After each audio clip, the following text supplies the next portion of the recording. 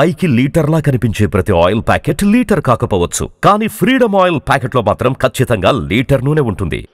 ఇంకా బస్తర్లోనూ ఇక్కడంతా ఇంకా మనకి చిల్లంగి అని చేస్తారంట.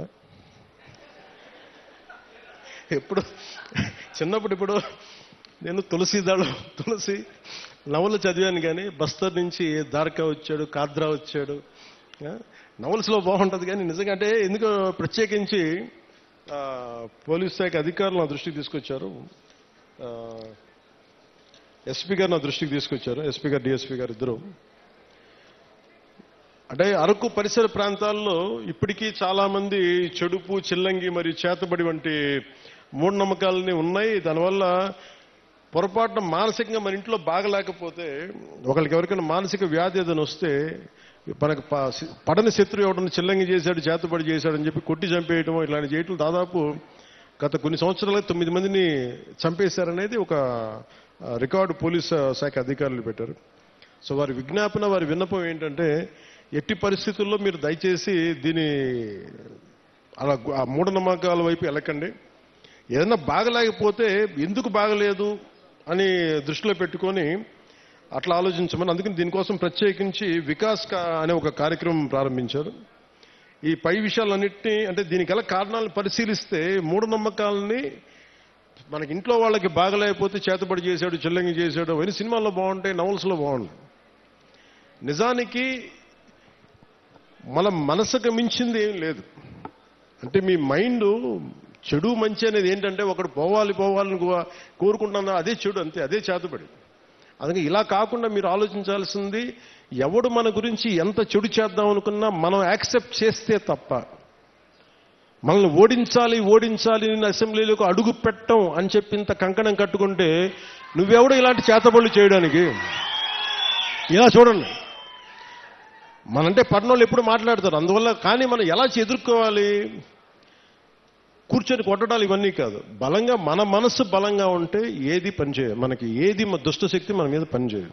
ఎందుకంటే ఒక్కసారి ఇలాంటి మూఢ విశ్వాసాలని నేను కూర్చోబెట్టి వెంటనే తీసేయమని కష్టం, నేను అర్థం చేసుకోగలను. కానీ వీటికి మించి మీరు ఆలోచించవలసిందిగా, ముఖ్యంగా యువతకి, ఆడపడుచులకి, మహిళలకి చెప్తున్నా. ఒక తరం అది నమ్మారు, ముందుకు వెళ్ళిపోయారు. తులసి దళం, తులసి నవల్స్ లాగా బస్తర్ అడవుల నుంచి ఒకరు కొంతమంది వస్తారు, ఇలా చేశారు అని. ఇవన్నీ పాతకాలం, అన్నీ అయిపోయినాయి. మీకు ఎవరైనా సరే చెడు చెయ్యాలనుకున్నవాడు కూడా మనకి ఎవడు చెడు చేయలేడు, మనం బలంగా ఉంటే మనం ఏదైనా ఎదుర్కోగలం. అందుకని ప్రత్యేకించి వీళ్ళెవరో మనకి చెడు చేశారు, చేతబడి చేశారు, చిల్లంగి చేశారు, వీటికి లోను కాకుండా, ఉద్రేకాలకి లోను కాకుండా, చట్టాన్ని మీ చేతుల్లోకి తీసుకోకుండా, ఇలాంటి జరగకుండా మీరు చూసుకోవాలి మనస్ఫూర్తిగా నేను మీకు కోరుకుంటా ఉన్నాను. అందుకని వీటన్నిటిని దృష్టిలో పెట్టుకొని అవగాహన కార్యక్రమం, వికాస్ అనే కార్యక్రమాన్ని శ్రీకారం చుట్టారు ఉన్నత పోలీసు అధికారులు. దీంట్లో భాగంగా జిల్లాలోని పోలీసు, రెవెన్యూ, వైద్య, ట్రైబల్ డిపార్ట్మెంట్ మరియు వివిధ రకాల సంస్థలు సంయుక్తంగా గ్రామాల్లో పర్యటించి ఇలాంటి చిల్లంగి కావచ్చు, ఇలాంటి చేతబడుల మీద కావచ్చు అవగాహన కల్పిస్తూ, ఎవరికైనా సరే అనారోగ్య సమస్యలు ఉన్నా, మానసికంగా ఎటువంటి సమస్యలు, దానికి కారణం చిల్లంగి ఇటువంటి చేతబడులే కాదు, వారి యొక్క సమస్యకి పరిష్కార మార్గం హాస్పిటల్స్లో ఉంటుంది. లేదంటే ఏమున్నాయని చెప్పి వాటిని నిజంగా మనం కొంచెం లాజికల్గా ఆలోచించి మెడికల్ పాయింట్ ఆఫ్ వ్యూలో దాన్ని కరెక్ట్ చేయాలని మనస్ఫూర్తిగా పోలీస్ శాఖలు కోరుకున్నాను. మేము ఆంధ్రప్రదేశ్ ప్రభుత్వం, కూటమి ప్రభుత్వం నుంచి మేము కోరుకుంటా ఉన్నాం. అందుకని మీ అందరూ సహకరించి చట్టాలను దయచేసి చేతుల్లో తీసుకోకండి. గంజాయి పంటను మట్టుకు దయచేసి ఎట్టి పరిస్థితుల్లో కూడా మీరు పెంచకండి. ఎవరన్నా ఉంటే కూడా పోలీసు అధికారులకి మీరు ఇన్ఫర్మేషన్ ఇవ్వండి. నేనేం కోరుకున్నా అంటే, పోలీసు అధికారులు కూడా, మీ గతంలో కూడా పాడేరు సభలో కూడా చెప్పాను, ఇది సామాజిక ఆర్థిక సమస్యగానే చూస్తాం తప్ప ప్రజలకి వీళ్ళు ఎడ్యుకేట్ దెమ్, వాళ్ళకి కొంత అవగాహన కల్పించి అటువంటి వైపు వెళ్లకుండా మీకు ఉద్యోగాలు వచ్చేలా, జీవనోపాధి కల్పించేలా ఈ ప్రభుత్వం మరింత శ్రద్ధ తీసుకుంటుంది, మరింత బాధ్యతగా ఉంటుంది మనస్ఫూర్తిగా తెలియజేసుకుంటూ,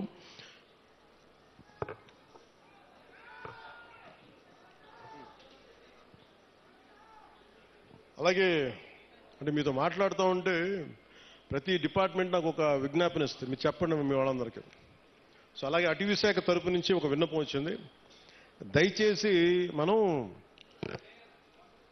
ఏదో సిగరెట్ తాగేస్తా, లేదంటే ఏదో మరి అంటే చాలా నిర్లక్ష్యంగా ఉంటాం. మన ప్రకృతి మీద మనకి అడవి తల్లి ఇంత పచ్చటి సౌందర్యం, ఇంత చక్కటి సౌందర్యం అంటిచేయడం ఎంతసేపు చెప్పండి. మనం మీరు లాస్ ఏంజల్స్లో చూశారు, ఎన్ని లక్షల కోట్లు నష్టం వచ్చింది వాళ్ళకి.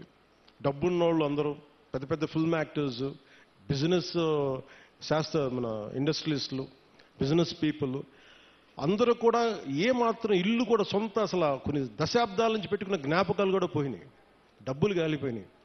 సో వీటన్నిటిని దృష్టిలో పెట్టుకొని ఫారెస్ట్ ఫైర్స్ అనేది ఇది ముఖ్యంగా మన సమ్మర్ సీజన్ కాబట్టి, గ్రీష్మం కాబట్టి, మీరు ఎవరన్నా సరే కొంచెం బాధ్యతగా నిర్లక్ష్యంగా ఉంటే వారికి కొంచెం వారిని సరైన మార్గంలో పెట్టి మీరు ఎందుకంటే నిప్పు పెట్టకుండా మటుకు చూసుకోండి. ఒకసారి మీరు చిన్నపాటి తుంపల్ని మన ఇంటికి అడ్డంగా ఉన్నాయని చెప్పి మీరు మంట పెట్టేస్తే అది ఎటు కార్చిచ్చు అయిపోద్ది. వృక్షాలు కాలిపోతాయి, మన నీడనిచ్చే వృక్షాలు కాలిపోతాయి, మనకి ఎండనికే నీడనిచ్చే వృక్షాలు అంతరించిపోతాయి. ముఖ్యంగా మూగ జీవాలు, జంతువులు చచ్చిపోతాయి. అందుకని వీటిని దృష్టిలో పెట్టుకొని అడవులకి నిప్పు పెట్టే పరిస్థితులు ఏదైనా ఉంటే దయచేసి మీరు కొంచెం బాధ్యత తీసుకొని మీకు కనిపించినప్పుడు దాన్ని ఆర్పటం లేదు అలాంటి పరిస్థితులు రాకుండా మీరు ఉత్పన్నం కాకుండా చూసుకోవాలి మనస్ఫూర్తిగా కోరుకుంటూ మీ అందరూ బాగుండాలి, ఆయురారోగ్యాలతో ఉండాలి. నా కోరిక ఒకటే, వచ్చే ఎన్నికలకి మొత్తం మన్యమంతా కూటమి ప్రభుత్వం పతాకాలతో రెపరెపలాడాలి. సుమన్ టీవీలో మీ పర్సనల్ అండ్ బిజినెస్ ప్రమోషన్స్ కోసం కింది నెంబర్కి కాంటాక్ట్ చేయండి.